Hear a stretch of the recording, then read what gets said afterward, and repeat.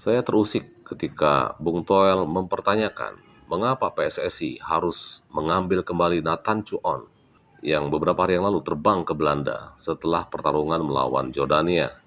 Nathan Chuon tentu saja terikat dengan kontrak klubnya. Dia memiliki perjanjian untuk kembali ke Belanda setelah 3 pertandingan. Dan hal itu dilaksanakan oleh Nathan. Tetapi kita sama-sama tahu tim nasional Indonesia maju ke babak 8 besar. Dan Nathan Cho adalah pemain yang ikut membantu timnas kita untuk melangkah sampai ke 8 besar itu. Jadi, peran Nathan di tim nasional itu tidak bisa disepelekan. Dia adalah pemain penting, salah satu pemain kunci di lini tengah dan lini belakang kita. Jadi, saya rasa hanya sesimpel itulah alasan mengapa kemudian Nathan Cho itu harus kembali ke tim nasional. Dan peluang untuk mengembalikan Nathan Cho ke tim nasional itu terbuka dengan sangat lebar.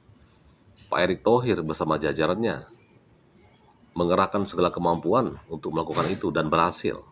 Ini adalah sebuah misi, cara untuk memenangkan pertandingan lawan Korea Selatan.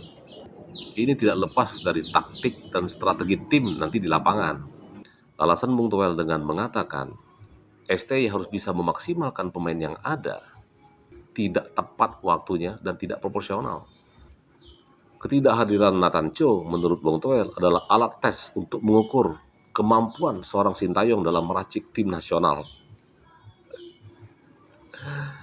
Ya, cara berpikir seperti itu ya sah-sah saja. Tetapi momentumnya pas atau tidak? Kita ini di babak 8 besar. Bukan untuk tas-tes lagi, bos. Di titik-titik kritis seperti inilah, tenaga Nathan Cho itu diperlukan. Itulah kita menaturalisasi pemain. Itulah mereka memutuskan untuk bergabung, berjuang bersama tim nasional Indonesia. Justru kekuatan terbaik itu harus kita susun dengan mendatangkan pemain-pemain terbaik dengan cara apapun. Dan itu dilakukan oleh Pak Erick Thohir. Sebenarnya masalah Nathan Cho ini tidak terlalu memusikkan saya ya. Karena itu bagaimanapun juga ungkapan pendapat dari Toel. Tetapi ini semakin menggelitik saya ketika pendapat Bung Toel ini dikait-kaitkan dengan pernyataan. Dia mengatakan bahwa enak sekali Sintayong selalu disuapi oleh Pak Erick Thohir. Pernyataan ini sudah bukan lagi opini yang dasarnya itu sebuah objektivitas.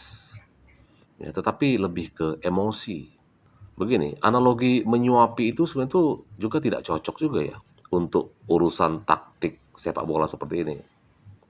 Tapi gimana pun juga coba ya, kita pakai analoginya Bung Towel. Menyuapi itu punya dua makna. Yang pertama, dari sudut pandang orang yang disuapi. Ya, disuapi itu artinya memberikan sesuatu kepada orang yang tidak punya kompetensi, tidak punya kemampuan. Ya, terbatas keahliannya. Artinya, Sintayong di sini kan dianalogikan sebagai seseorang yang tidak memiliki kapabilitas sebagai seorang pelatih. Karena menurut saya, Bung Toel kan memang selalu menganggap STY ini tidak punya kompetensi, ya, kekurangan kompetensi untuk melatih timnas Indonesia. Tetapi dari sudut pandang kedua, dari sudut pandang orang yang menyuapi, apakah Anda berpikir sebodoh itukah Pak Erick Thohir mau menyuapi seseorang yang tidak punya kompetensi sama sekali, tidak punya kemampuan dan keahlian? Untuk apa? Apakah Anda menganggap selama ini Pak Erick Thohir tidak cermat dalam mengamati perkembangan sepak bola Indonesia, mengamati keahlian seorang Sintayong di dalam menangani timnas Indonesia, sehingga dia dengan mau-maunya, menurut istilahmu itu, menyuapi Sintayong terus-menerus? Sebodoh itu Pak Erick Thohir? Coba lihat media sosial. Semua komentar yang ditujukan kepada Bung Toel itu isinya adalah sumpah serapah, umpatan, cacian, makian. Bung Toel dianggap sebagai sebuah lucu-lucuan, tidak lebih dari seorang badut.